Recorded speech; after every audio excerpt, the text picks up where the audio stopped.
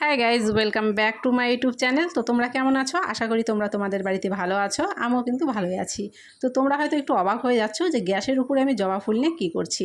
আসলে আমি তৈরি করব তেল। তো দেখো, প্রথমে এখানে একটা পাত্রে আমি নিয়েছি নারকেল তেল।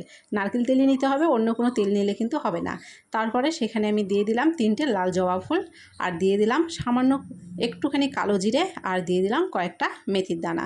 এবারে দেখো, গ্যাসের ফ্লেমটাকে একদম লোতে রেখে এইভাবে সবগুলো উপকরণকে ভেজে একটা আমি তেল বানিয়ে নিয়েছি। আর তোমাদেরকে বলে রাখি, এই তেল কিন্তু মাথায় লাগালে তোমাদের চুল পড়া অনেকটা কমে যাবে, আর নতুন নতুন করে কিন্তু চুল গজাতে সাহায্য করবে। তারপরে দেখো, তেলটা হয়ে যাওয়ার পরে এটাকে ছাঁকনি দিয়ে খুব ভালো করে আগে চেপে চেপে এভাবে ছেঁকে নিতে হবে।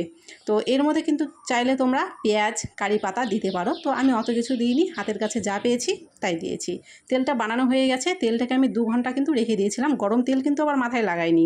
গরম তেলটাকে খুব ভালো করে ঠান্ডা করে নিয়েছি প্রথমে। 2 ঘন্টা পরে দেখো এখানে বসে গেছি আমি তেলটা লাগাতে।